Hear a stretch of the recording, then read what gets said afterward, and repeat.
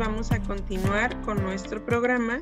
Ya tenemos aquí a nuestro siguiente ponente, es el doctor José Manuel Hernández y nos va a presentar la ponencia titulada El citoesqueleto y las células del sistema inmune. Voy a leer una breve semblanza del doctor.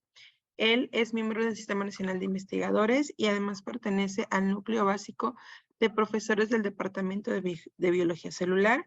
Él está adscrito al CIMBESTAB. El doctor es experto en cuestiones de citoesqueleto, proteínas asociadas a la actina y migración celular. Actualmente, sus trabajos de investigación tienen más de 1000 citas y además sus trabajos han tenido una amplia difusión en temas de inmunobiología. Y pues nos complace bastante, doctor, que haya aceptado nuestra invitación y poderlo tener presente en esta sexta jornada de inmunología. Adelante, doctor.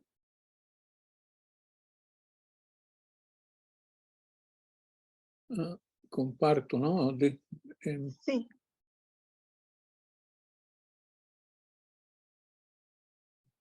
Ok, sí, ya está empezando.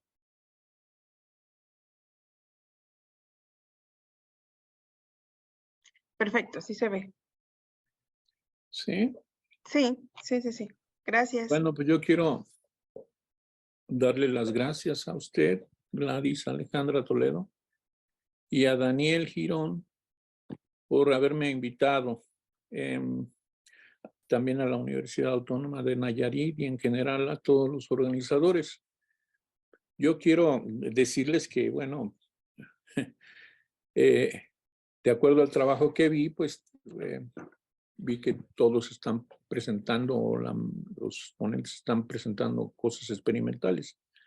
Yo preparé una plática de tipo básico, porque así me lo sugirió Daniel, y pues espero les sirva para integrar la información que vieron en las otras ponencias. Bueno, miren, ¿qué es el citoesqueleto? El citoesqueleto es un sistema integrado de 3 componentes fibrosos, cuyos nombres aquí están: microtúbulos, filamentos intermedios y microfilamentos.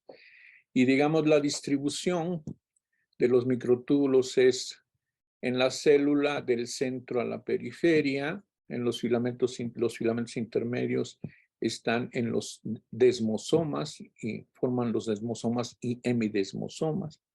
Y en el caso de los microfilamentos, están en la periferia de las células, y cuando se agregan para darle tensión a las células, sobre todo en células como los fibroblastos, se llaman fibras de tensión.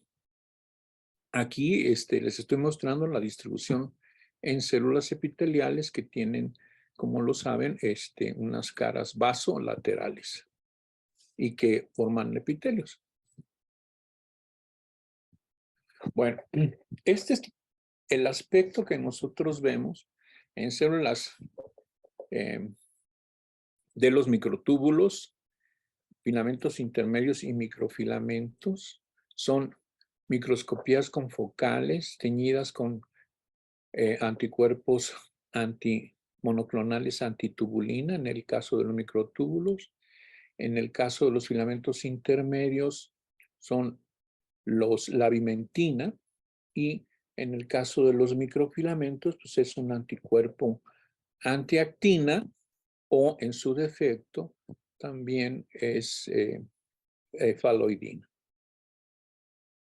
Y aquí vemos una imagen de un libro de citoesqueleto editado por uno de los principales ponentes de citoesqueleto y que ha publicado una gran cantidad de artículos en relación al funcionamiento de miosina y de actina. Y aquí vemos esta hermosa célula teñida con los 3 componentes. En azul están los microfilamentos, en verde los microtúbulos y en rojo los filamentos intermedios. Bueno, los filamentos de actina o microfilamentos están constituidos por actina, que es una proteína básicamente globular, que tiene 4 dominios.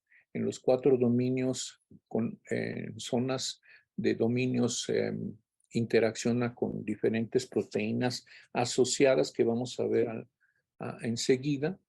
Y en el centro de la molécula tiene una molécula de ATP, que es muy importante para la polimerización y que sin esa, la interacción actina-actina que vemos aquí en el lado derecho, pues no se lleva a cabo fuerte. En el lado derecho, en el extremo, vemos una micrografía electrónica de un filamento que fue polimerizado in vitro y después se sacó la fotografía. Y vemos que corresponde a este modelo que parece un collar de perlas en torsal, en donde cada una de las subunidades de actina pues sería como una perla. Y más o menos da un giro cada 10 o 12 monómeros y de esta manera pues forma este filamento. La actina polimeriza a partir de una concentración crítica, después de ser soluble totalmente, y luego forma estos filamentos. Y estos filamentos se sabe ahora que tienen una zona de mayor polimerización y una zona de despolimerización. En cambio, la tubulina es un heterodímero que forma estos filamentos tubulares de 13 subunidades o 13 protofilamentos. Se le llama así mnemotécnicamente porque se pensaba que estos microtúbulos inicialmente polimerizaban el heterodímero para formar este protofilamento y luego después se doblaba para formar una estructura tubular. La tubulina requiere para polimerizar GTP y tanto la tubulina beta como la alfa tienen una subunidad. Y también cuando no está este GTP o se disocia o se descompone a GDP, esta interacción entre los heterodímeros se hace más frágil. En el caso de los filamentos intermedios, están formados por proteínas de diferente, que son diferentes en cada tejido. Y entonces tienen una región central de alfa hélice con repetidos de 7 aminoácidos que son hidrofóbicos. Y esta región es muy conservada entre los filamentos y las zonas amino y carboxilo son un poco diferentes. De ahí que, de acuerdo a la secuencia, se generó una clasificación de tipo 1 a 5, de acuerdo a su similitud en la secuencia. Y así tenemos que el tipo 1 y 2 corresponde a las queratinas ácidas y básicas que copolimerizan para formar un filamento en los diferentes tejidos epiteliales. Y de hecho, polimerizan las ácidas con las básicas. Luego después está el tipo 3, en el cual está la vimentina, que lo contienen las células mesenquimales, y así está también la proteína acídica glial y la cinemina del músculo. El tipo 4 son los neurofilamentos del tejido nervioso y finalmente están las láminas, que son lámina ABC, que están en la parte interna de todos los núcleos. Los filamentos intermedios polimerizan a partir de un monómero, forman un dímero, luego después antiparalelamente forman un tetrámero y 8 tetrámeros forman esta unidad de longitud que después se ensambla para formar el filamento maduro. Y aquí a la izquierda vemos la microscopía electrónica de barrido de de transmisión de un filamento de 100 Armstrong. El citoesqueleto, ya vimos los componentes del citoesqueleto, los 3 componentes. Ahora el citoesqueleto le da la forma a las células. Y ya aquí vemos un fibroblasto, una célula acídica glial, teñida con anticuerpo acídico glial. Y después aquí tenemos a diferentes proteínas diferentes células que fueron identificadas por un premio Nobel hace prácticamente en el siglo antepasado, Santiago Ramón y Cajal.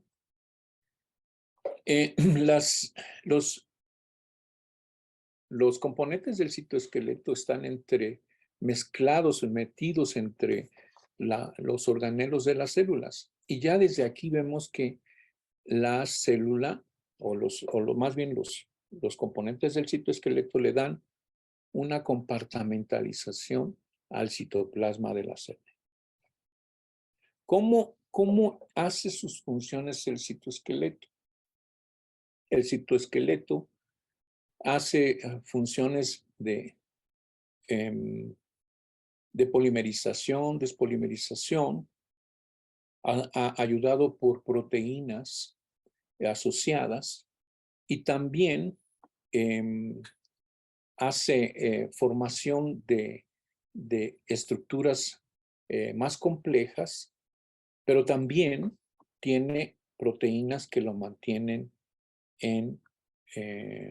como subunidades para estar disponible para la polimerización. De esta manera, el citoesqueleto tiene la capacidad de hacer rearreglos, de cambiar la forma dentro de la célula para llevar a cabo funciones que después vamos a ver muy particulares. En el caso de estas otras proteínas asociadas, la gelsolina, por ejemplo, rompe a los filamentos de actina en fragmentos para que luego estén disponibles para hacer nuevos filamentos de actina. La cofilina lo va rompiendo en monómeros y la proteína de capping pues permite que crezcan más rápido los filamentos. De esta manera entonces también se pueden hacer empalizadas con la fibrina con alfa-actinina, otro tipo de estructuraciones, redes con la filamina o redes también con la espectrina. O mantener una unión con la membrana con estas proteínas que se llaman esrina, racina, miomesina. Para también llevar a cabo funciones de transporte o funciones asociadas a la membrana, pues el citoesqueleto tiene proteínas que permiten la interacción con la membrana, proteínas motoras como esta miosina de clase 1 o esta miosina de clase 2 que inicialmente se encuentra doblada y mediante una fosforilación se desdobla para formar estos filamentos bipolares. También están las miosinas de tipo 5, que tienen un dominio cargo y a través del cual pueden transportar vesículas o materiales utilizando al filamento de actina como una especie de riel de un tren. Hay una familia más grande de proteínas motoras, en el orden de las de 17, y hay una gran familia también de miosinas no convencionales que hacen muchas funciones dentro de la célula y en linfocitos en particular. El doctor Daniel tiene experiencia en eso, con ese tipo de miosinas. En el caso de los microtúbulos tienen las proteínas motoras, quinesina y dineína, las cuales utilizan a los microtúbulos como riel para llevar en sentidos, la dineína en el sentido centrípeto hacia el núcleo, su cargo, o la quinesina que lleva hacia la membrana. Y aquí tengo un ejemplo nada más de dos tipos de células en donde podemos ver esta gran familia de quinesinas que tienen diferentes funciones en una célula nerviosa, en donde estas quinesinas participan en la dendrita o estas otras en el axón. Y en la célula no nerviosa, en la célula de otra estirpe, puede transportar diferentes componentes hacia la periferia, utilizando los microtúbulos como riel.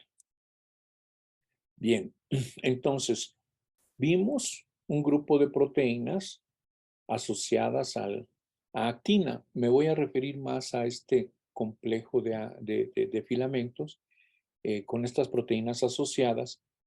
Y aquí les muestro en este esquema, en esta tabla, que también los microtúbulos y los filamentos intermedios tienen proteínas asociadas y que hacen funciones como las que se muestran aquí. Los microfilamentos tienen proteínas que se anclan a la membrana, como la alfa-actinina, como la vinculina, la talina, que permiten unir los filamentos de actina a estas proteínas y a la membrana y llevar acciones muy particulares. O pueden entrecruzar, como ya lo vimos con la filamina, o estabilizar a lo largo del filamento. Otras funciones como hacer paquetes o formar redes o hacer corte y confección de los filamentos. Lo mismo sucede con los microtúbulos. Los microtúbulos también tienen el mismo tipo de funciones. Es decir, el citoesqueleto se corta y se polimeriza, se despolimeriza formando monómeros o heterodímeros, y luego estos están disponibles para hacer funciones particulares que vamos a ver.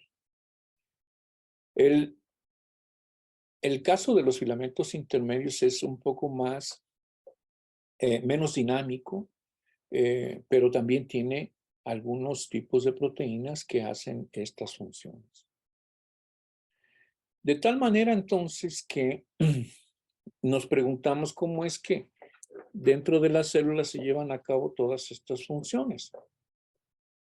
Pues se llevan a cabo vía comunicación celular a través de receptores que señalizan, y al final nos encontramos con una serie de proteínas que van a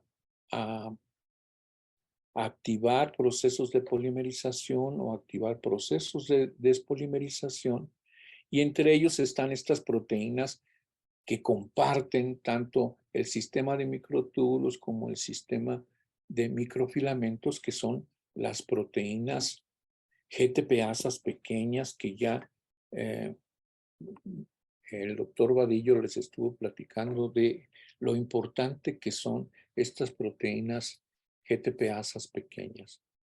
En el caso de los microfilamentos, están controlados, por decir así, a distancia o por efectos de ligandos a integrinas, que ya también los mencionó el doctor Vadillo, y que cada juego de integrinas es particular para cada célula o región de la célula, y que permiten en un momento dado las integrinas darle permanencia a la célula pueden revertir un proceso de muerte celular, las integrinas, y pueden activar los procesos de formación de estructuras en las células. También los receptores de proteínsinasas activan este mismo proceso y los receptores acoplados a proteínas G, de tal modo que entonces río abajo nos encontramos con 3 GTPasas de la familia RO propiamente dicho, CDC42 y RAC. Y estas se descubrieron, bueno, todos estos procesos se llevan a cabo porque hay modificaciones posttraduccionales. Estas modificaciones posttraduccionales impactan sobre dominios que aquí solamente les pongo un ejemplo, pero hay en las bases de datos hay muchos dominios que ya están muy bien caracterizados y que entonces estos dominios son reconocidos por las proteínas y de esta manera se lleva a cabo la señalización. Aquí les pongo un ejemplo. Es el ejemplo de la señalización de las proteínas RO. Y entonces, estas proteínas RO se activan por GEPS para obtener su GTP. Una vez activas, bueno, pues se pueden inactivar por GAPs y mantenerse inactivas por GDPs. Entonces, pero cuando están activas, entonces se descubrió hace años, cuando todavía no se entendía muy bien lo del citoesqueleto, cómo funcionaba el citoesqueleto.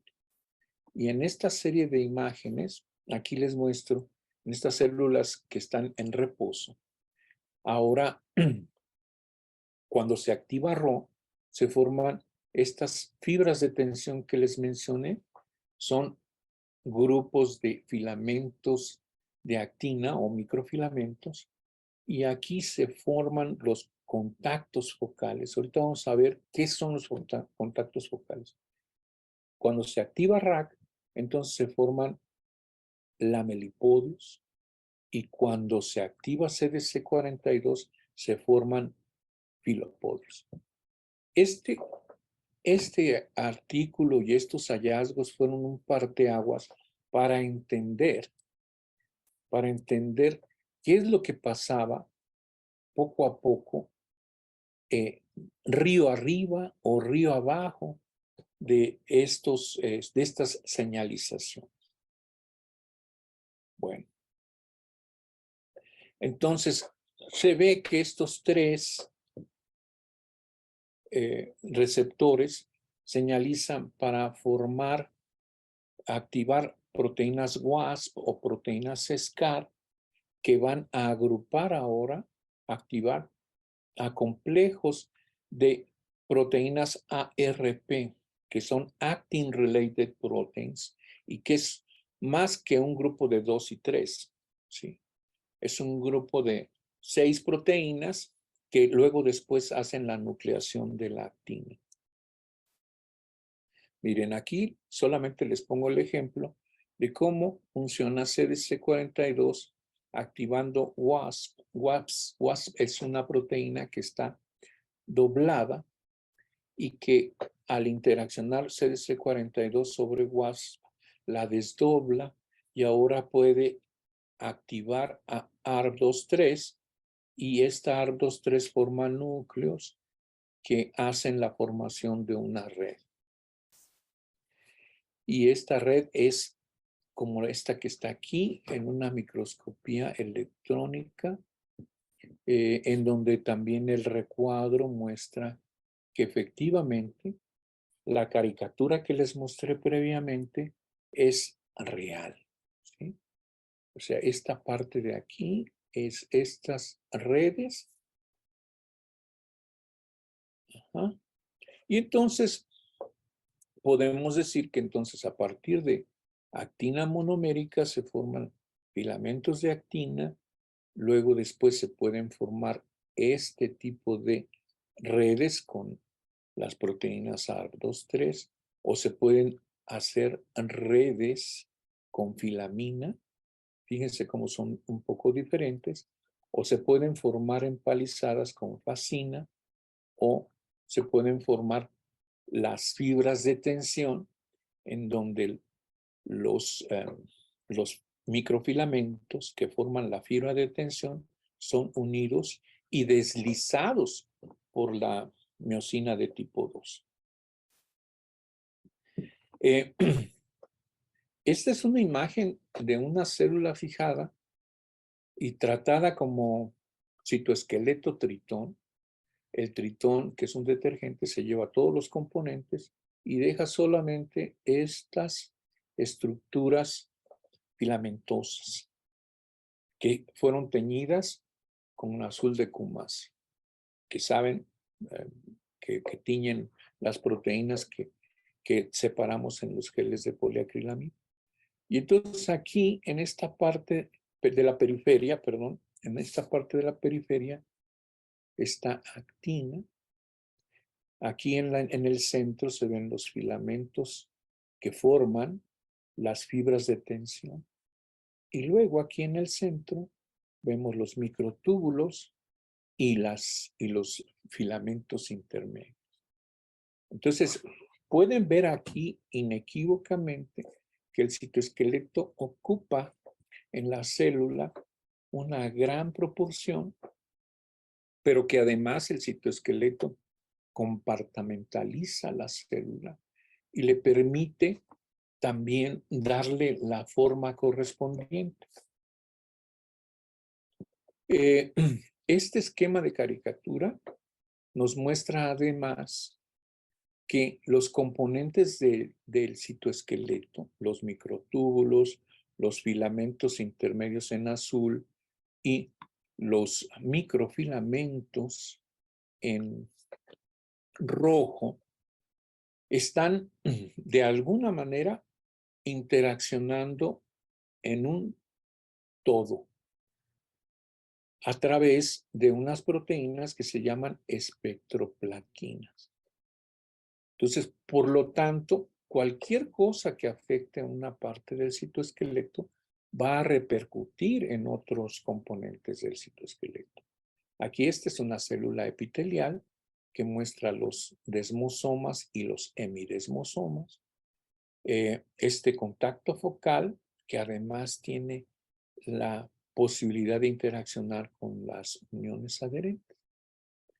Entonces, el citoesqueleto es una red de filamentos integrada que permite funciones intracitoplasmáticas muy variadas y que estas funciones dependen mucho de proteínas asociadas que ayudan al rearreglo, a la despolimerización y polimerización de los componentes de acuerdo a cómo las proteínas asociadas hayan hecho su función. Y yo les prometí que les iba a hablar de la parte del citoesqueleto en relación a las células inmunes.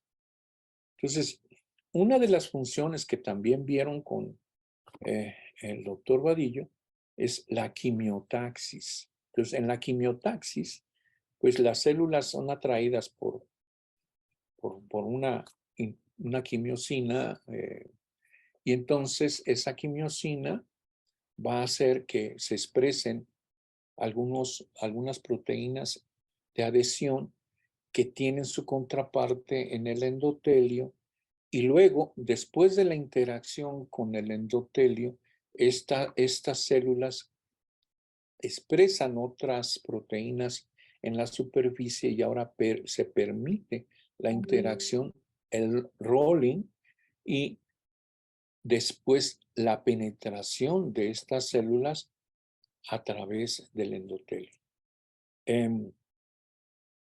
Las células, como los neutrófilos, expresan cambios en el citoesqueleto de actina. Y estos cambios se ven en la forma de generación de un lamelipodio que sigue a la quimiosina, y después estas células llegan como en esta parte de aquí.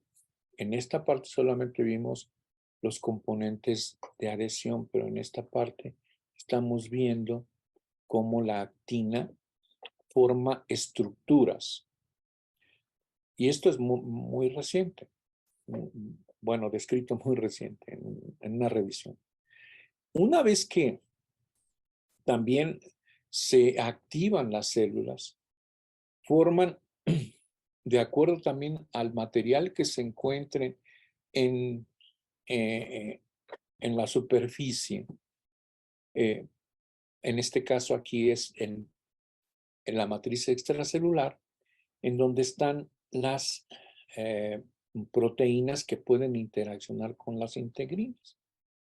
Las integrinas señalizan, y entonces ahora se forma el contacto focal en una vía de señalización que involucra a esta proteína sinasa y que después sigue a paxilina, y aquí está RAC, que va a formar, ayudar a la formación de estas fibras de tensión. Bien, después tenemos ahora la adhesión. Se puede deshacer la adhesión, y de esta manera se deshace una adhesión y se forma otra adhesión focal, y la célula va a migrar, va a ir migrando. Aquí tengo otra imagen en donde se muestra ya integrado los componentes del citoesqueleto que se modifican, que son generalmente aquí actina, y aquí también se modifican los microtúbulos para ayudar a soportar las proyecciones que se están formando en el lamelipodio.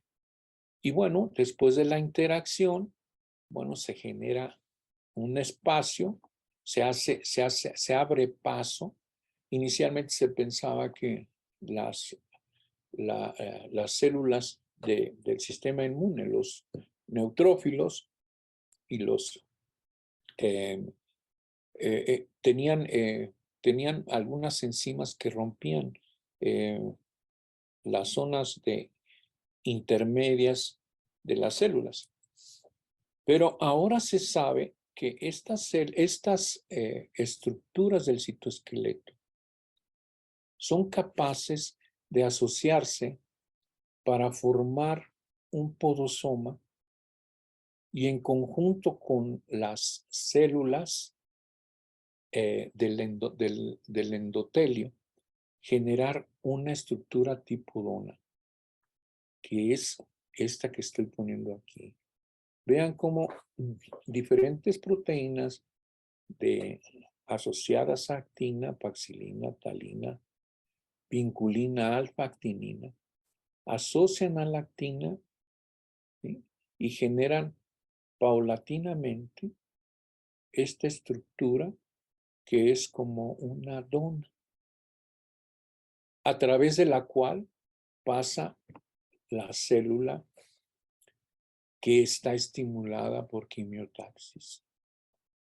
En esta referencia, que bueno, ven que ya tiene sus años, pues se mostró que las células atraviesan por medio de la célula, usando este tipo de estructuras.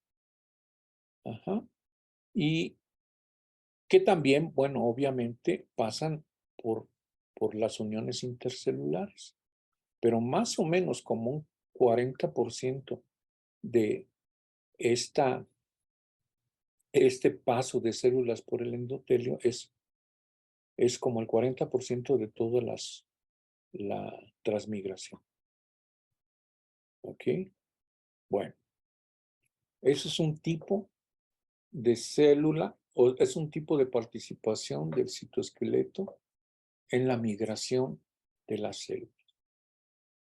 Otro tipo de participación de actina F es cuando se activan los neutrófilos. Hay un transporte de una elastasa. Esta elastasa es transportada por la actina y llevada hasta el núcleo para que ahora esta elastasa descondense la cromatina. Y ahora esta cromatina pueda ser expulsada en redes junto con enzimas que hacen presa de las bacterias. Entonces, estas redes son muy importantes para reclutar a muchos componentes del sistema innato de la respuesta inmune. ¿Ok? Bueno. Otra participación del citoesqueleto es las células NK. En las células NK se activan procesos de interacción con los ligandos, ligando con la célula blanco, en donde participan la actina, los microtúbulos y la miosina. Y entonces podemos ver formaciones de microfilamentos en toda esta interacción y también cómo hace tensión los microtúbulos en la célula NK. Aquí participan, obviamente, integrinas, la talina y proteínas de la célula NK para que se puedan secretar gránulos líticos. Bueno, una de las funciones importantes también en el sistema inmune es la muerte programada. La muerte programada se lleva a cabo en las células que reconocen un antígeno propio en las fases iniciales de la vida, pero también la activación de FAS por estas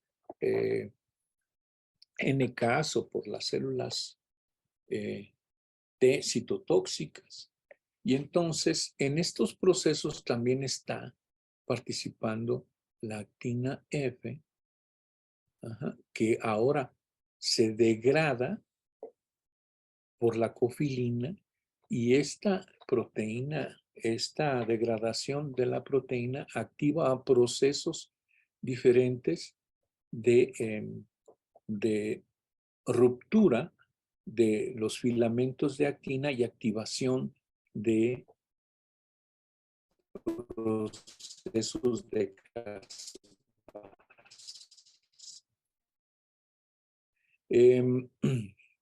También la rotura de proteínas de tipo alfa-actinina que están en las regiones submembranales pueden romper esto.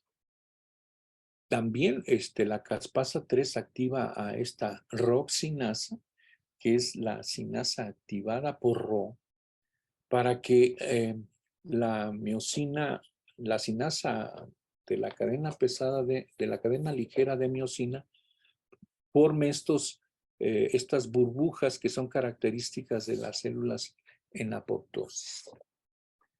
Bueno, el recambio de las células también se lleva a cabo por apoptosis. Entonces, el sistema inmune también depende del citoesqueleto en este tipo de proceso. Las células, los mastocitos, cuando son activados por su receptor FC a la IG con el antígeno, activa un proceso de migración de actina y luego un fenotipo secretor de gránulos en regiones en donde se activan este tipo de células. También este es un poco reciente. Y bueno, aunado a esto aquí, bueno, pues obviamente hay procesos de tráfico vesicular. Entonces, el citoesqueleto está involucrado en el tráfico vesicular de todas las células, en particular, pues también de las células del sistema inmune que secretan anticuerpos, interleucinas, quimiosinas. Y bueno, estas vesículas son transportadas, como vimos antes, por las proteínas motoras, utilizando a los microtúbulos o a la actina. De tal modo entonces que si dentro de la célula hay procesos de polimerización activados por forminas y ayudados por miosinas de diferente tipo.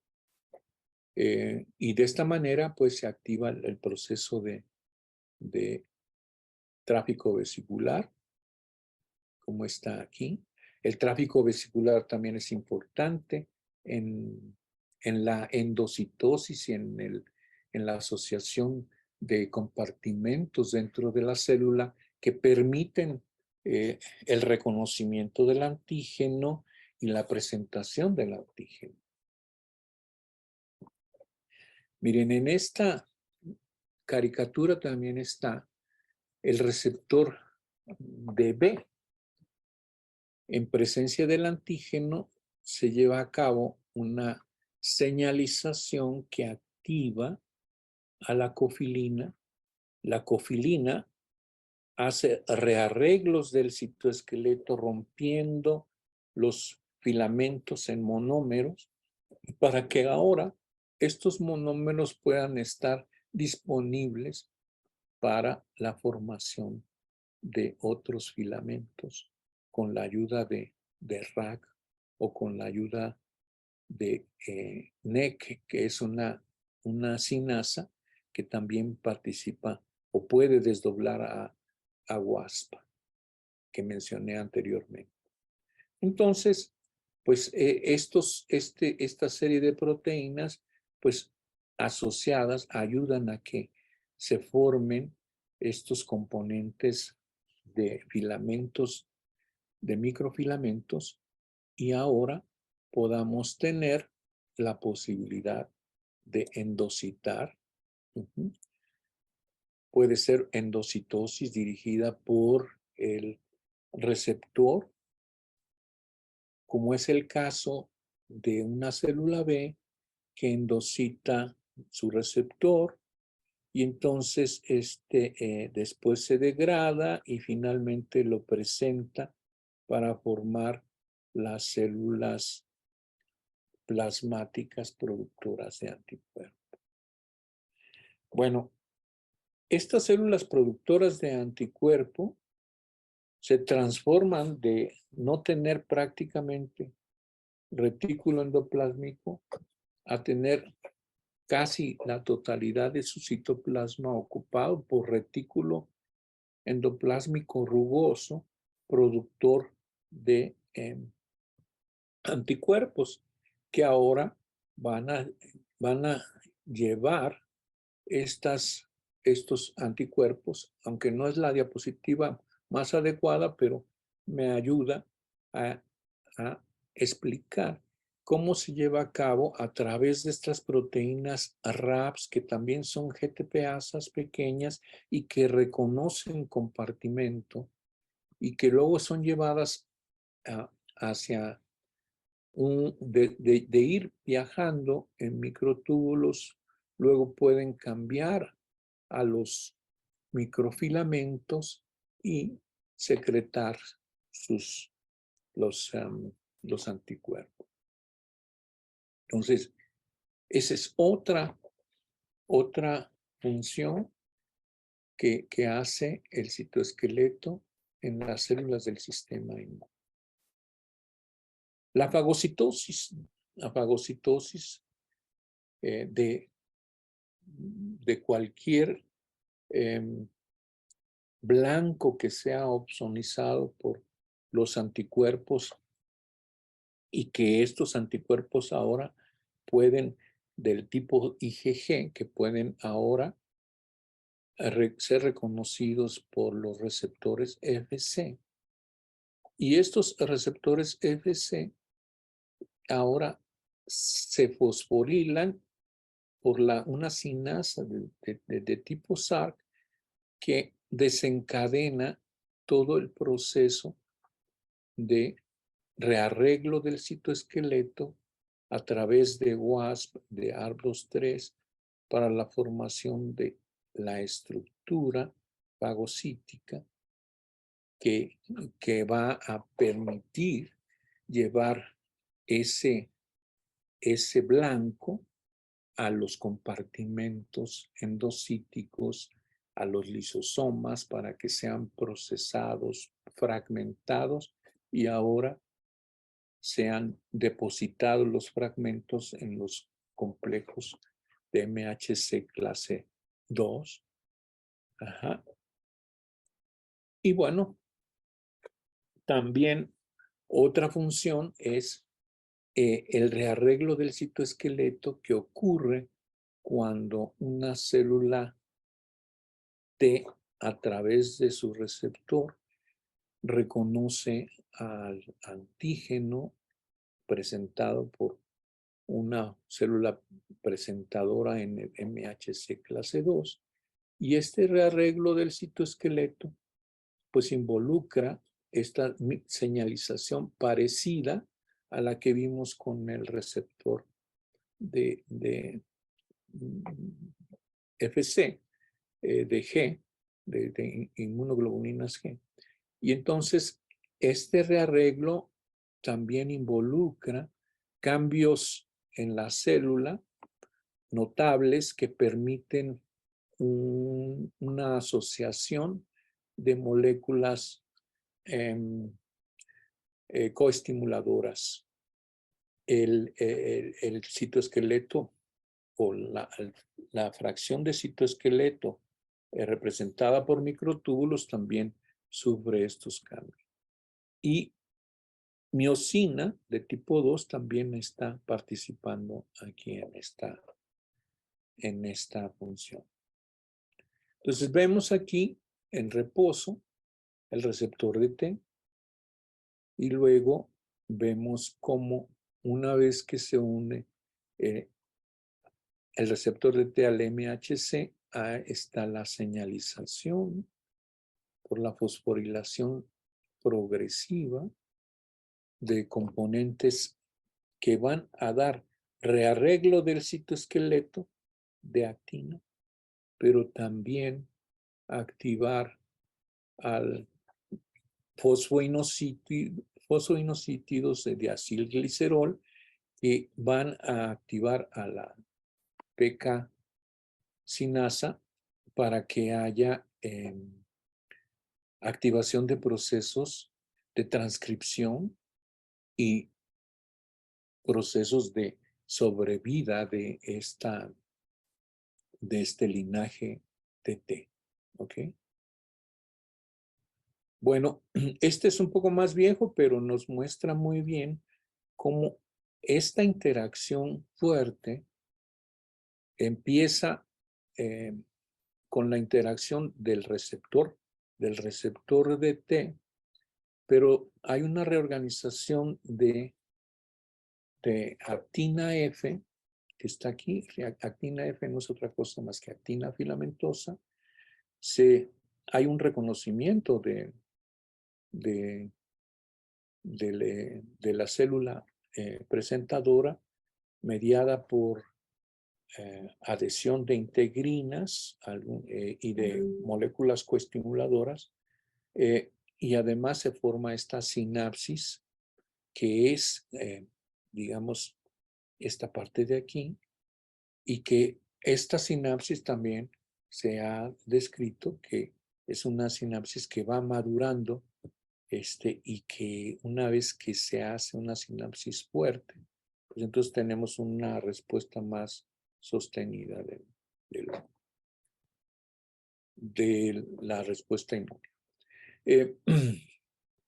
En esta diapositiva, que es más reciente, pues también se le da un papel a la participación de los microfilamentos, posiblemente reguladora de la respuesta que tendrán ulteriormente las células dendríticas o una célula que va a ser lisada por esta célula T citotóxica o modificaciones también a nivel de una célula cancerosa y en comparación con una célula pues sana. Pero el papel de la sinapsis con los diferentes tipos de posibilidades que hay de moléculas en la superficie y los rearreglos del citoesqueleto, pues van a dar funciones particulares. Yo creo y veo que es muy complejo, que hay muchas proteínas del citoesqueleto asociadas a actina.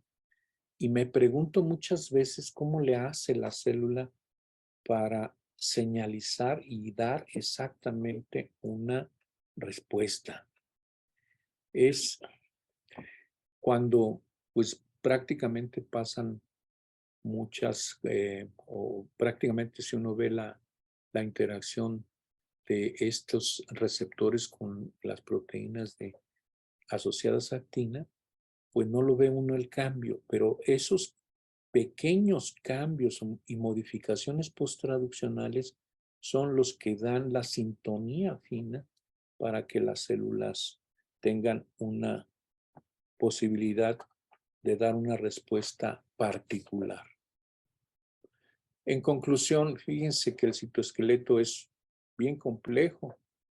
Está integrado por componentes fibrilares que muestran una gran plasticidad y dinámica y participa en muchas funciones que son determinantes para las células. Gracias. Muchísimas gracias, doctor. Bastante interesante y creo que concuerdo con usted en la complejidad de la célula y la cantidad de procesos. Y bueno, tenemos dos preguntas que me voy a permitir leer. La primera es de Mariana Orozco, que dice: he visto estructuras que semejan fibras de estrés en cultivos primarios de células mesenquimales. ¿Sabría qué relevancia puede tener la formación de estas estructuras? Mariana, gracias por permanecer. Ya sabes que te quiero mucho. Y gracias por esa pregunta. Evidentemente, fíjate que la célula mesenquimal es un reto para los citoesqueletólogos. El punto es que la célula mesenquimal, si es la que tuvo la transición, bueno, si es la que tuvo la transición epitelio-mesénquima, pues cambió su patrón de citoesqueleto. Esa célula tiene un contenido de filamentos intermedios que es diferente a su origen. Muchos de los cánceres que conocemos, de los tipos de cáncer que conocemos, vienen de células epiteliales. Y entonces esas células epiteliales expresan un complejo de proteínas queratinas. Y muchas veces en el proceso de diferenciación cambia el patrón de expresión de una citoqueratina por otra, en el sentido de que tienen una básica y una acídica, y pueden expresar diferentes citoqueratinas conforme se diferencian y pueden expresar diferentes combinaciones, inclusive con vimentina, que es un marcador de células mesenquimales.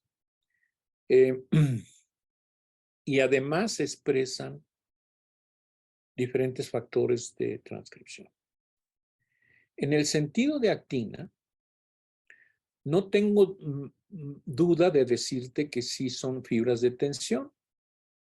¿Por qué? Porque las células mesenquimales tienen características muy parecidas a los fibroblastos. Y entonces deben de expresar proteínas del tipo de contacto focal que permitan la formación de fibras de tensión. Y como les mencioné, las fibras de tensión son varios microfilamentos unidos por miosina de tipo 2 y que eso permite que en diferentes puntos de la célula se deslice el filamento a través de miosina y pueda ejercer una tensión para moverse. Eso le permite moverse a la célula, afianzarse y moverse. Si ustedes ponen la mano con sus dedos en la mesa, en una superficie plana, y mueven los dedos, los 3 dedos, dejando atrás los 2 dedos, el pulgar y el meñique, y luego se apoyan después, van a entender que las fibras de tensión hacen eso. O sea, las células se deslizan a través de los contactos focales y de la tensión que les permite la formación de esos contactos focales a través de la miosina de tipo 2. Entonces, yo no tengo duda de que sí hay fibras de tensión en las células mesenquimales, Mariana. Muy bien, yo creo que contestó completamente la pregunta de Mariana. Tenemos otras 2 preguntas que justamente son del doctor Daniel. La primera es si las modificaciones transduccionales pueden repercutir en el reciclamiento de receptores o de proteínas. A ver, otra vez esa última parte. ¿Las modificaciones transduccionales pueden repercutir en el reciclamiento de receptores o de proteínas? Por supuesto, por supuesto. Está descrito, o sea que es una parte que no mencioné, o bueno, mencioné muy someramente, pero los filamentos intermedios tienen muchas modificaciones posttraduccionales que incluyen fosforilaciones, incluyen modificaciones que permiten la interacción con lípidos y depende mucho de dónde están los filamentos intermedios. Pero tan solo la fosforilación de los filamentos intermedios es suficiente para despolimerizar al filamento intermedio. También es una manera de regulación del filamento intermedio. En el caso de los microtúbulos, también está regulado los microtúbulos a través de modificaciones posttraduccionales. Por ejemplo, la tirosinación también es una forma. Las modificaciones posttraduccionales déjenme que no me acuerdo, en el Alzheimer, por eso no me acordaba. En Alzheimer, la tubulina, que está estabilizada por sus proteínas asociadas, estas proteínas asociadas sufren fosforilación, inclusive sufren degradación y entonces se forman complejos que por las características de agregación se convierten en insolubles. Y yo creo que en esas fosforilaciones también están involucrados los filamentos intermedios que son muy difíciles de disolver. Yo evité trabajar con filamentos intermedios. Yo más trabajé con actina y con tubulina. Los filamentos intermedios se deshacen con soluciones caotrópicas como formamida o como urea 8 molar. Y se disuelven también con soluciones muy diluidas en una condición de muy baja fuerza iónica, porque las interacciones que tienen entre esos heptámeros son 7 aminoácidos en el repetido que está en la hélice central del filamento intermedio. Y entonces eso hace que una vez que se fosforila y que se deshace y se asocia para formar, digamos, agregados, es muy difícil de deshacerlos. ¿Qué otra cosa? Actina. Actina tiene modificaciones posttraduccionales que permiten que sea madura o no madura. Hubo un tiempo que yo trabajé con actina,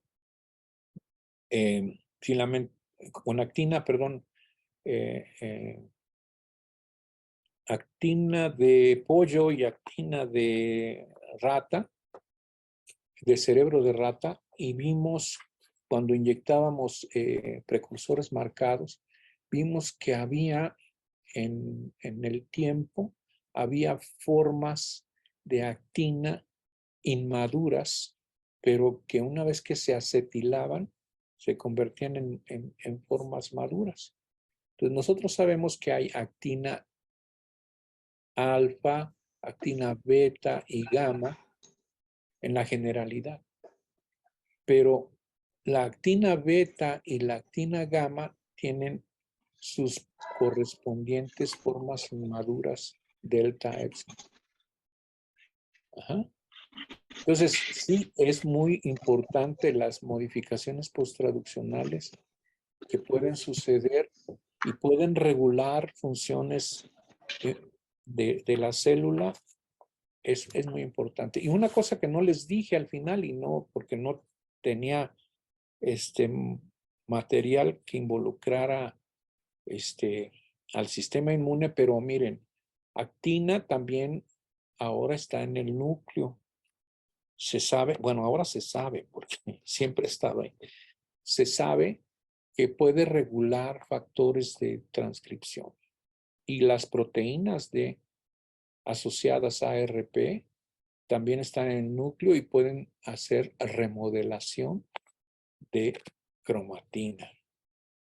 ¿Sí? Entonces, esas cuestiones, pues, dependiendo de cómo está la comunicación intercelular. Fíjense que el sistema inmune, yo soy un fanático, enamorado del sistema inmune, no trabajo con sistema inmune. Bueno, sí trabajo porque Mariana sabe que siempre he estado de asesor de muchos estudiantes de inmuno. Y ahora Mariana, pues la tengo porque quise tenerla para que termine su doctorado. Pero he estado involucrado en eso y el sistema inmune le da al organismo un sistema de alta seguridad.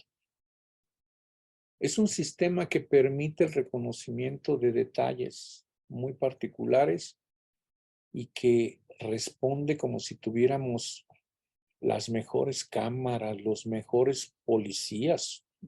O sea, así responde el sistema.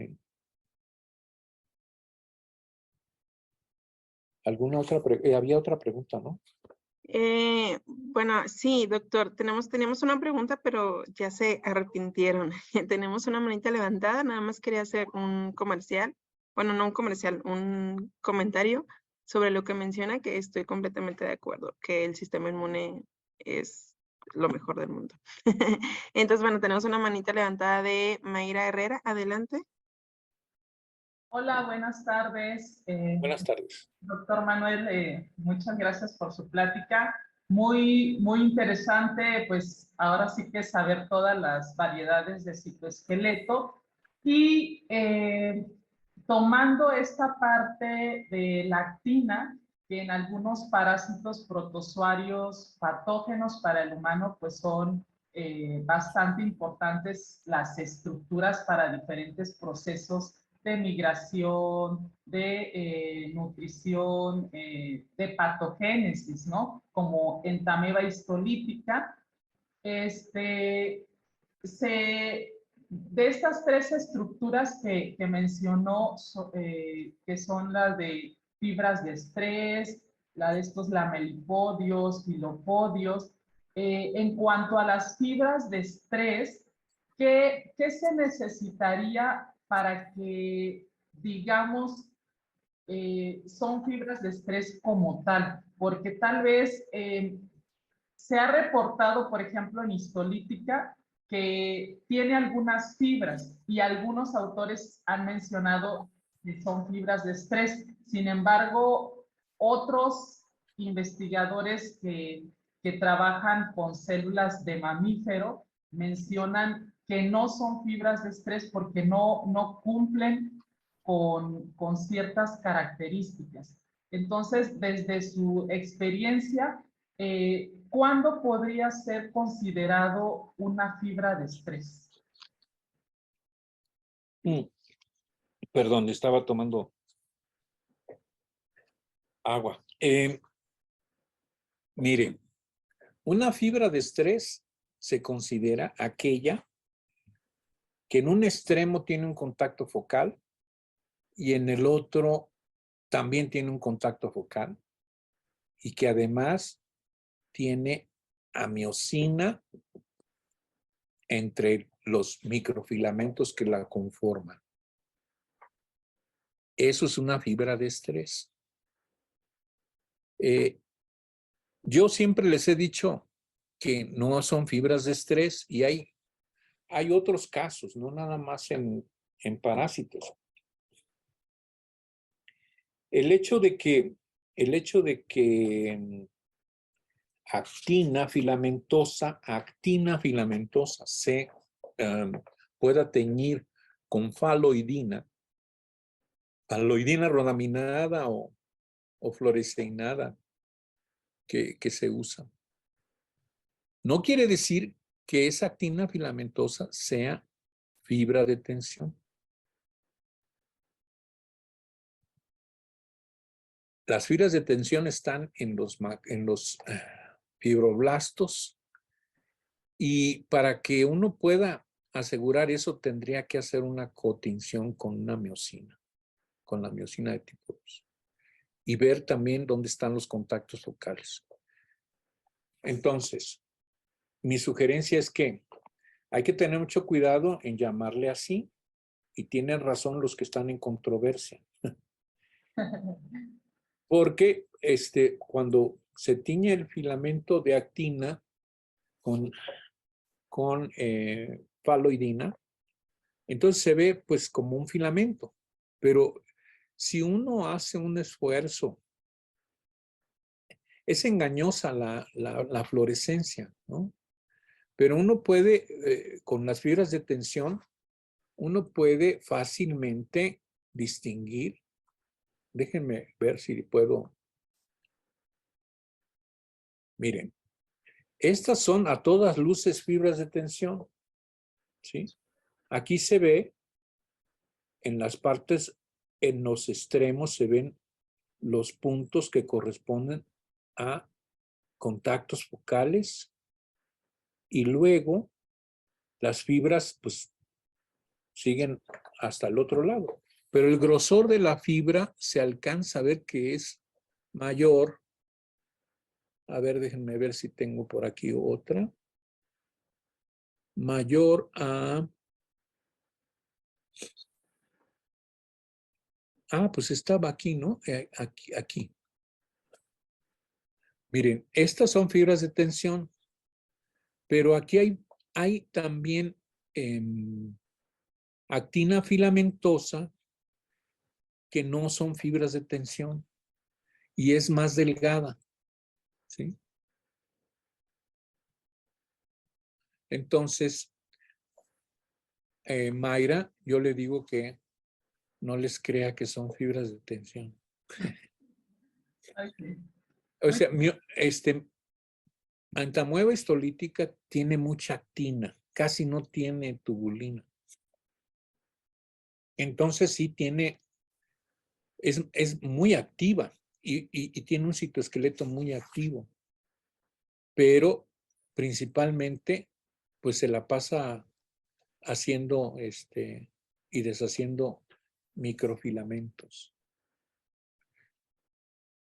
Y no todos los parásitos tienen actina filamentosa en formato de fibras de tensión. O sea, por ejemplo, yo trabajo con Giardia y Giardia tiene filamentos muy pequeños, pero sí pudimos encontrar los sitios de reconocimiento de faloidina. O sea, sí tenemos actina filamentosa, pero yo no puedo asegurar que tenga fibras de tensión.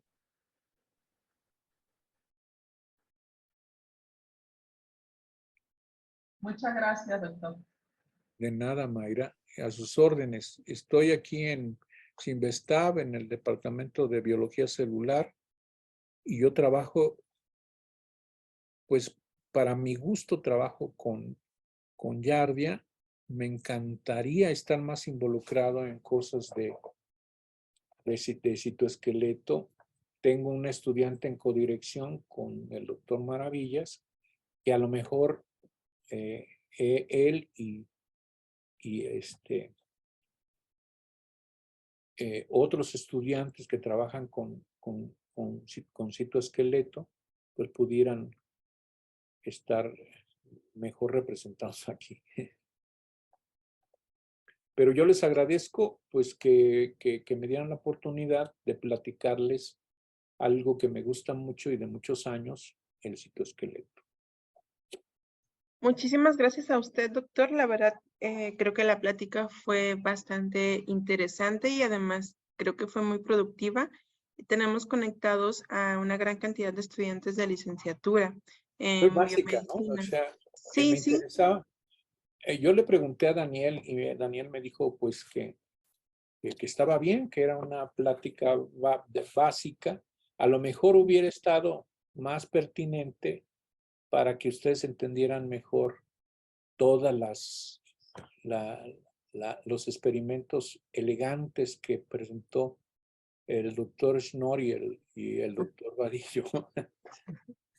Pero bueno. No, fue bastante interesante, doctor. Creo que les va a ayudar mucho. Algunos ya llevaron biología celular. Sí, uno, dos, Algunos... Mira, les Ay, estamos a ver. regalando María del... Listo. aquí, solo era Tenemos... Ay, ya, perdón, una disculpa. Alguien abrió su micrófono. Justo algunos estudiantes acaban de llevar biología celular y otros están por llevarlo, entonces creo que se complementa mucho su presentación con las demás. Le agradecemos mucho, fue bastante interesante su presentación, además que hubo varios interesados. Igual, comentarles a los asistentes que si en algún momento requieren el contacto de alguno de los ponentes, nos pueden escribir al correo donde recibieron el correo para el registro. Podemos enviarles Aquí está. información de contacto. Ah, mire, mucho mejor. Igual si el del doctor o en algún otro momento nos requieren algún contacto, nosotros con mucho gusto se los podemos hacer llegar. Bueno, entonces le vamos a hacer entrega virtual de su constancia y en el transcurso de la tarde le haremos entrega, el envío de su constancia de manera digital Y me voy a permitir leer esta constancia que dice: Universidad Autónoma de Nayarit, a través de la Secretaría de Investigación y Posgrado, el Laboratorio Nacional para la Investigación en Inocuidad Alimentaria, LANI Unidad Nayarit, y la Licenciatura en Biomedicina Ambiental Translacional otorgan la presente constancia al doctor José Manuel Hernández Hernández por su participación como ponente magistral con la conferencia titulada El citoesqueleto y las células del sistema inmune, impartida el día 15 de noviembre durante el marco del segundo Congreso Estatal de Biomedicina y la sexta Jornada de Inmunología Nayarit 2022. Muchísimas gracias, doctor. Le agradezco mucho su participación. Muchísimas gracias. A usted, doctor. Que estén muy bien. Mucho gusto. Igualmente. Ya cuando hagamos el Gracias. evento presencial, lo invitaremos. Gracias. A usted. Nos vemos todos. Hasta mañana. Mañana, muchas gracias.